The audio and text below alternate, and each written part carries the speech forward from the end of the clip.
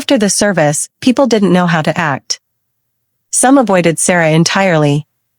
Some approached with awkward condolences. Some pulled Barbara aside to whisper urgently. Sarah stood on the church steps, emotionally exhausted, when a man about her age approached. "Sarah," he asked hesitantly. "Yes? I'm Daniel. I think I'm your half-brother." Sarah looked at him, really looked at him. He had her nose. Her eyes. Features she'd never seen reflected in anyone else. "Hi," she said, and suddenly started laughing through tears. "This is a weird way to meet." "Yeah." Daniel laughed too, awkward and overwhelmed. "I got a Facebook message from Marcus yesterday explaining everything.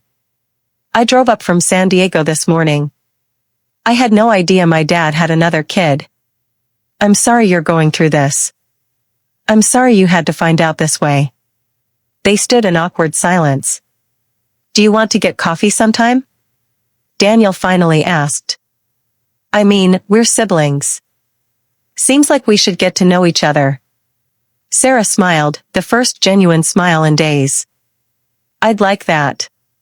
"Cool. Here's my number." They exchanged information. Daniel gave her an awkward half-hug and left. Sarah turned to find Barbara standing a few feet away, looking devastated. "Sarah," Barbara began. "Please.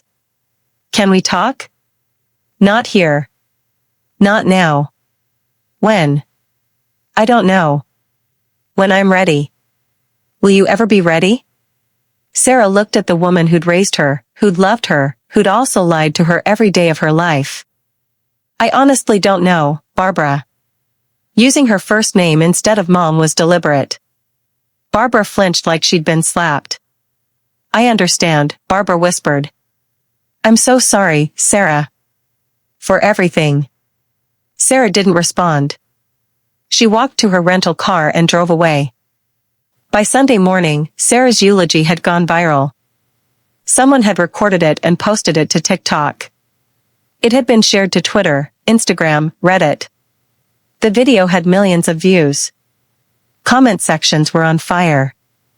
"This is the saddest thing I've ever heard. The family stole her entire identity. Absolutely unforgivable. Why do families think they have the right to lie about parentage? She handled this with so much grace. I would have burned the whole place down." News outlets picked it up. Woman discovers at funeral that grandmother was actually her mother. Think pieces were written. Therapists weighed in on family secrets and identity trauma. Sarah's phone exploded with interview requests, podcast invitations, people sharing their own stories of discovering hidden truths about their parentage. Maya, her best friend, called. "Sarah. You're everywhere. Are you okay?" "I think so. I didn't expect this. You told the truth at a funeral. In 2025. Of course it went viral. What do you want to do?" "I don't know. Part of me wants to hide. Part of me wants to use this platform to help other people going through the same thing." "Then do that. Turn your pain into purpose. But only when you're ready." Sarah hung up and scrolled through hundreds of messages from strangers sharing their own stories. "I found out at 40 that my dad wasn't my biological father. My whole family knew. Thank you for speaking out. My grandmother raised me and I just found out she was actually my great-aunt and my aunt was my mom. Your story is my story. I'm adopted but my family lied about the circumstances my whole life. I didn't find out until my parents died. You're not alone." Sarah realized she wasn't just telling her story. She was giving voice to thousands of people whose identities had been stolen by family secrets. On Monday, as Sarah was preparing to fly back to Seattle, Marcus called. "There's something else. Something Rose left for you." "More letters?" "No. A letter. Sealed. She left it with her lawyer to be given to you after her death. The lawyer just contacted me. He wants to meet with you before you leave." Sarah met the lawyer at his office that afternoon. He handed her a sealed envelope with "For Sarah Elena Martinez" written in Rose's handwriting. Sarah opened it with shaking hands. Inside was a single page. "My dearest Sarah. If you're reading this, you know the truth now. And I hope you can forgive me. I want you to know something no one else in the family knows. When I was in the hospital about to give birth to you, I changed my mind. I told my parents I wanted to keep you. I was 16, terrified, and alone, but I knew I wanted to be your mother. They said no. They said if I kept you, they'd disown me, cut me off financially, make sure I couldn't finish school or have any kind of future. They said giving you to Barbara was the only way I could stay in your life at all. I was a child. I didn't know how to fight them. So I agreed. And I've regretted it every day since. But here's what I want you to know, you were not a mistake. You were not a problem. You were love. You were hope. You were proof that even when everything feels broken, something beautiful can grow. I named you. Did you know that? I chose Sarah because it means princess. Because even though I couldn't keep you, I wanted you to know you were royalty to me. I'm sorry I couldn't fight harder. I'm sorry I let them take you from me. I'm sorry I let you grow up not knowing I was your mom. But I'm not sorry you exist. I have never been sorry for that. Love always. Your mother, Rose. Sarah read the letter 3 times, tears streaming down her face. Rose had wanted her. Had chosen her. Had been forced to give her up. This wasn't just a story of family secrets. It was a story of a 16-year-old girl whose choices were stolen from her, just like Sarah's had been. Sarah folded the letter carefully and put it in her bag. She knew what she had to do next. 6 months after Rose's funeral, Sarah Martinez sat in a coffee shop in Seattle across from her therapist, Dr. Ellen Chen, processing what healing actually looked like. I still wake up angry sometimes, Sarah admitted. Not every day anymore, but some days I wake up and the first thought is, they stole my mother from me.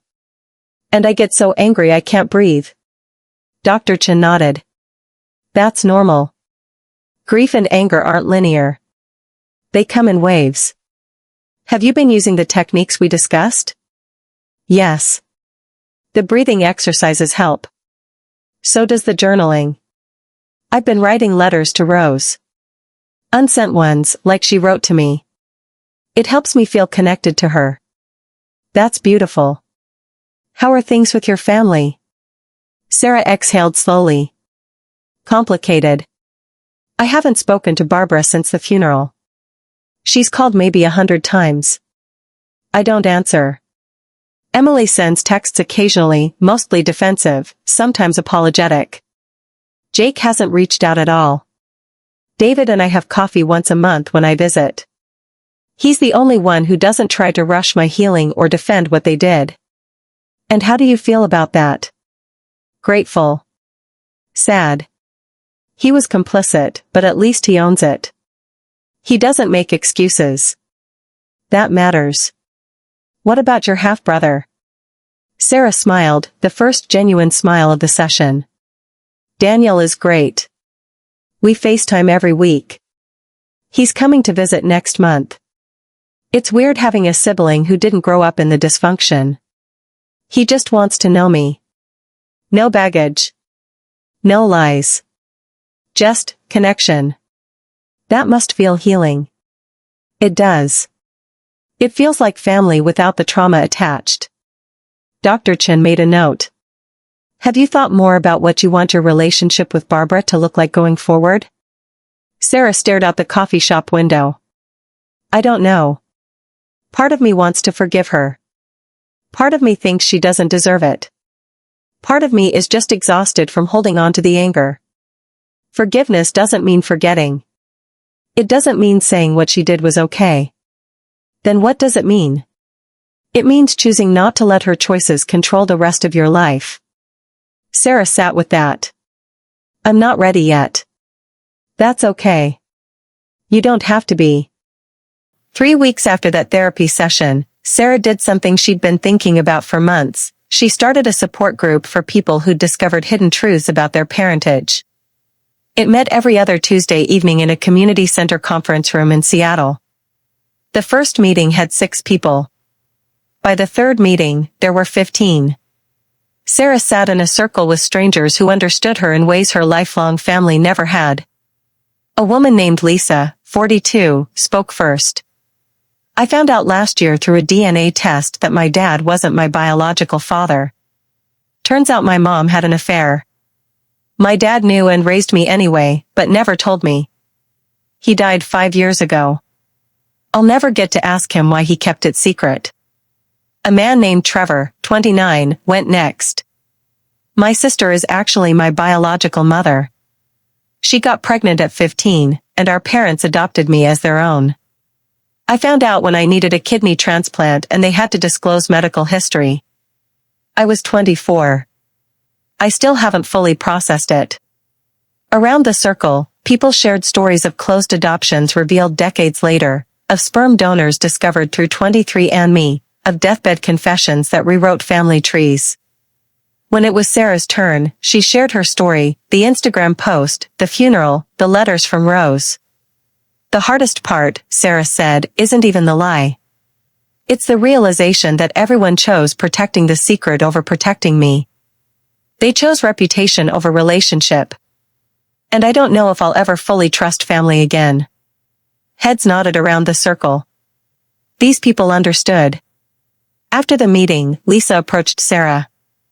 "Thank you for starting this. I've been looking for something like this for a year. My therapist is great, but she doesn't get it the way someone who's lived it does." "That's exactly why I started it," Sarah said. "I needed people who understood that this isn't just about being lied to. It's about having your entire identity rewritten." "Are you going to keep doing this?" "Yeah. I think I have to." Rose couldn't tell her story. "The least I can do is help other people tell theirs." 1 month after starting the support group, Sarah received a letter in the mail. Real mail, not email. The return address was Barbara's house in Pasadena. Sarah stared at the envelope for 20 minutes before opening it. Inside was a handwritten letter, 6 pages, front and back. "Dear Sarah, I don't expect you to read this. I don't expect you to respond. But I need to say things I should have said 35 years ago. You're right about everything. I stole your identity. I stole Rose's motherhood. I put my own needs above both of yours. I told myself I was protecting you, but I was really protecting myself. I was terrified of losing you. Terrified you'd love Rose more than me if you knew the truth. So I kept the secret. And I made everyone else keep it too. Rose begged me to tell you. Every major milestone, your 18th birthday, your college graduation, your wedding, she asked if it was time. I said no. I told her it would destroy you. Really, I was afraid it would destroy me. When she was dying, she begged one last time. She wanted you at her bedside. She wanted to tell you herself. I said no. I convinced the hospice staff that you were unstable and seeing Rose would upset her. I lied to keep you away. And Rose died without getting to be your mother, even at the very end. I have lived with that guilt every day since her funeral. It's eating me alive. I can't sleep. I can't eat. I see Rose in my dreams, and she's looking at me with disappointment. I'm not telling you this to make you feel sorry for me. I'm telling you because you deserve to know just how thoroughly I failed you both. You asked me once if Rose wanted you there when she died. Yes. Desperately. And I prevented it. That is my unforgivable sin. I don't know how to make this right. I don't think I can. But I need you to know, I loved you. I still love you. That part was never a lie. I just loved you in the most selfish, destructive way possible. If you never want to speak to me again, I understand. If you need to hate me for the rest of your life, I deserve that. But please know, you were not a problem. You were not a burden. You were the greatest gift of my life. I just handled that gift so badly that I broke it. I'm sorry, Sarah. I'm so sorry. Love always. Barbara. Sarah read the letter 3 times. It was the first time Barbara had fully acknowledged the depth of what she'd done without making excuses or centering her own pain. It didn't fix anything. But it was something. Sarah folded the letter and put it in her drawer next to Rose's letters. She wasn't ready to respond yet. But she didn't throw it away either. When Daniel flew to Seattle to visit, Sarah picked him up from the airport with a mix of excitement and nervousness. They'd FaceTimed a dozen times, but meeting in person felt monumental, the first time she'd be face-to-face with biological family who wasn't wrapped up in lies. Daniel emerged from baggage claim, and they recognized each other immediately, same nose, same eyes, same slightly awkward wave. They hugged. It felt natural and strange at the same time. This is so weird, Daniel said, laughing. So weird, Sarah agreed. Good weird? Definitely good weird. They got coffee at the airport Starbucks and sat near the windows, watching planes take off. I've been thinking a lot about our dad, Daniel said. Marcus. The original Marcus. Me too. I found some old photos of him. He looked like us. Same face shape. Same expressions. Can I see? Daniel pulled out his phone and scrolled through pictures. There he was, Marcus Rodriguez, their biological father. Young, smiling, holding a toddler who must have been Daniel. Sarah stared at the face of the man who'd gotten Rose pregnant and then disappeared. In the photos, he looked like a regular dad, playing with his son, barbecuing, laughing at someone off camera. Do you think he ever thought about me? Sarah asked quietly. I don't know. I asked my mom, his wife, if he ever mentioned anything. She said no, but she also said he had a lot of guilt about his teenage years that he never talked about. Maybe you were part of that. So he just moved on. Had a family. Pretended 16-year-old Rose never existed. I think it was more complicated than that.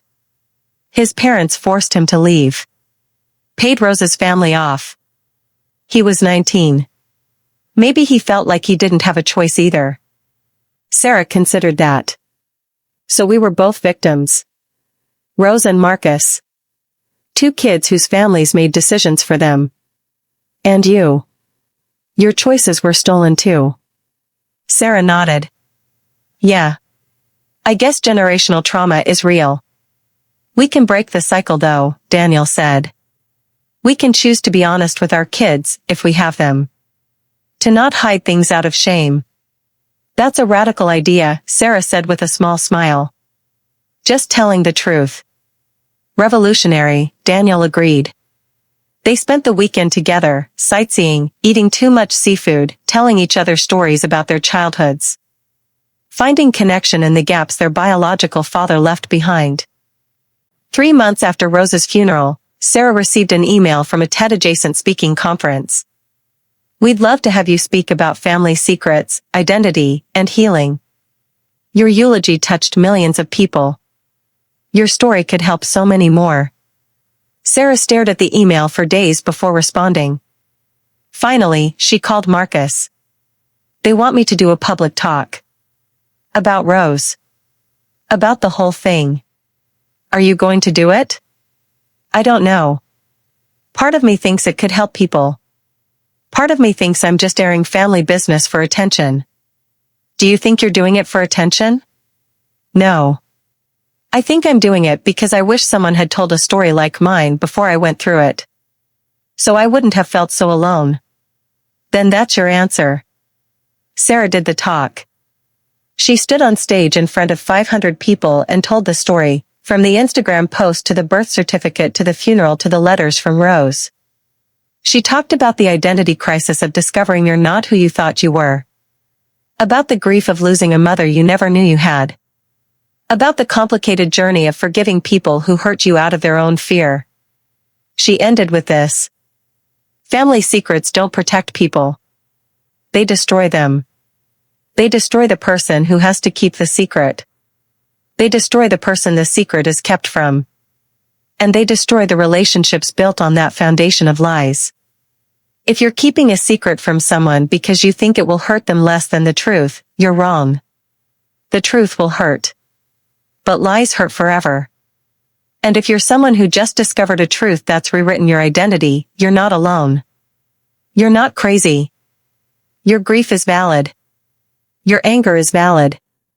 And you get to decide what healing looks like for you. You don't owe forgiveness to anyone. You don't owe reconciliation. You owe yourself truth, and space, and time to rebuild who you are. Rose couldn't tell her story. But I can tell mine.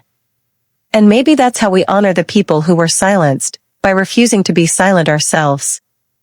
The audience gave her a standing ovation. Afterward, dozens of people approached her with their own stories. Some cried. Some thanked her. Some just wanted to be seen by someone who understood. Sarah realized this was her purpose now. Not to destroy her family, but to help people navigate the aftermath of destroyed trust. 9 months after Rose's funeral, Sarah finally agreed to meet Barbara for coffee. They met at a neutral location, a Starbucks halfway between Pasadena and the airport where Sarah had a layover before flying back to Seattle after visiting Daniel in San Diego. Barbara arrived early. Sarah arrived exactly on time. They sat across from each other, coffee cups between them like a demilitarized zone. "Thank you for meeting me," Barbara said quietly. "I'm not promising anything. I know. I needed to see you." They sat in awkward silence. "I got your letter," Sarah finally said. "Oh. I didn't know if you'd read it." "I did. Multiple times. And it was the first time you actually acknowledged what you took from me. Not just what you did. What you took. That mattered." Barbara's eyes filled with tears. "I took everything. Your mother. Your identity. Your right to know who you were. I can't ever give that back." "No, you can't." More silence. "Can I ask you something?" Barbara said. "Maybe. Do you hate me?" Sarah considered the question. "No. I've tried to. It would be easier if I did. But I don't hate you. I just don't know how to love you anymore. Not the way I used to." Barbara's face crumpled. "I understand. The woman I thought was my mother doesn't exist. She was built on a lie. So now I'm trying to figure out who you actually are. And who I actually am. And I don't know if there's a version of us that works after all of this. Is there any chance we can try? Maybe. Eventually." But Barbara, Sarah used her first name deliberately again. "I need you to understand, I'm not your daughter. Not legally. Not biologically. I'm Rose's daughter. You're my grandmother who raised me. Those are the facts. And if we're going to have any kind of relationship going forward, it has to be built on truth. No more lies. No more secrets. Even uncomfortable ones. I can do that. Can you? Because for 35 years you chose comfort over truth. What's different now?" Barbara looked directly at Sarah. "What's different is I've lost you. I've lived 9 months without you, and it's been unbearable. I'll do whatever it takes to have you in my life again, even if it's not the way it was before." Sarah studied her. "I don't know if I believe you yet. But I'm willing to see if you mean it. That's more than I deserve." "Yeah. It is." They finished their coffee in cautious, uncomfortable silence. When they stood to leave, Barbara hesitated. Can I hug you?" Sarah paused, then nodded. Barbara hugged her carefully, like she might break. Sarah stood stiffly for a moment, then let herself relax slightly into it. It wasn't forgiveness. But it was a beginning. 1 year after Rose's death, Sarah visited her grave alone. It was early morning, before the cemetery filled with other visitors. Sarah brought flowers, roses, obviously, and sat on the grass next to the headstone. The Stone Read. Rose Catherine Martinez. 1972 to 2024. Beloved mother, grandmother, friend. Sarah had fought to have mother added. The family had initially only put grandmother. Sarah insisted. Daniel backed her up. They won. Hey, Mom, Sarah said aloud. It's been a year. Feels like longer. Feels like yesterday. Time is weird. She arranged the flowers in the built-in vase. I've been thinking a lot about what you said in your last letter. About me not being a mistake. About me being love. I think I'm starting to believe that now. It took a while. But I'm getting there. A bird landed nearby, hopping closer to investigate. I met Daniel. Your grandson. My half-brother. He's great. You would have liked him. We talk every week. He's coming to Seattle next month for Thanksgiving. We're starting our own traditions. Building family on our terms. Sarah wiped her eyes. I'm trying to forgive everyone. It's hard. Some days I'm angrier than others. But I'm learning that forgiveness doesn't mean saying what they did was okay. It just means not letting their choices control the rest of my life. You taught me that, actually. In those letters. You forgave yourself even though you had nothing to be forgiven for. You were just a kid. I see that now. She sat in silence for a moment, listening to the wind through the trees. I started a support group. For people like me. People who found out their families lied about who they were. It's helping. Turns out there are a lot of us. We're all just trying to figure out who we are after the lies fall away. Sarah touched the headstone gently. I wish you were here. I wish I'd known sooner. I wish we'd had more time as mother and daughter, not just as grandmother and granddaughter. But I'm grateful for the time we had. Even if I didn't know what it really was. You loved me. I felt that. That was real. She stood, brushing grass off her jeans. I'll come back next month. And the month after that. I'm not going anywhere, Mom. You might not have been able to claim me in life, but I'm claiming you now. You're my mother. And that's never going to change. Sarah kissed her fingers and pressed them to the headstone. Then she walked back to her car, feeling something she hadn't felt in a year, peace. 18 months after Rose's death, Sarah published a memoir titled The Daughter They Hid, a story of family secrets, stolen identity, and finding myself after the lies fell apart. The book became a bestseller. Sarah did interviews, podcasts, book tours. She spoke at universities about family trauma and identity. She consulted with therapists about how to support clients navigating similar discoveries. The support group expanded to multiple cities. Other facilitators, trained by Sarah, ran meetings in Chicago, New York, Los Angeles, Houston. Sarah's story helped tens of thousands of people feel less alone. One review on Goodreads read, "This book saved my life. I found out at 50 that my dad wasn't my biological father, and I thought I was losing my mind. Sarah's story showed me I wasn't crazy. I wasn't alone. And I could survive this." Another said, "Required reading for anyone keeping family secrets." Sarah Martinez doesn't just tell her story, she holds up a mirror to every family that chooses silence over truth. Barbara read the book. So did Emily, Jake, and David. Sarah didn't ask them what they thought. Their reactions weren't her responsibility anymore. The memoir wasn't revenge. It was reclamation. 2 years after Rose's death, Sarah hosted Thanksgiving in her Seattle apartment. It wasn't a big gathering. Just the people she'd chosen, Maya, her best friend. Marcus, her cousin. Daniel, her half-brother, and his girlfriend.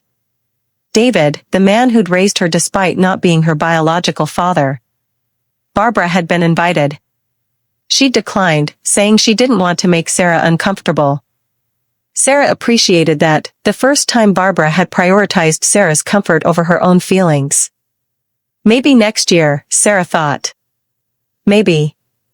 They sat around Sarah's small dining table, a mismatched group that didn't look like a traditional family. But that was the point. Before they ate, Sarah raised her glass. I want to make a toast. To chosen family. To truth over comfort. To healing even when it's slow and messy. And to Rose, my mother, who couldn't tell her own story but made sure I could tell mine. To Rose, everyone echoed. They ate, laughed, told stories. Daniel showed everyone photos of his dad, Sarah's biological father, and they marveled at the family resemblance. David shared embarrassing stories about Sarah as a kid. Marcus updated them on extended family drama Sarah had successfully extricated herself from. At one point, Maya pulled Sarah aside in the kitchen. How are you? Really? Sarah thought about it. I'm okay. Not perfect. I still have days where I'm angry at all of them. But I'm building something new. This, she gestured to the group in her dining room. This feels like family. Real family. Built on honesty. I'm proud of you. Thanks for St.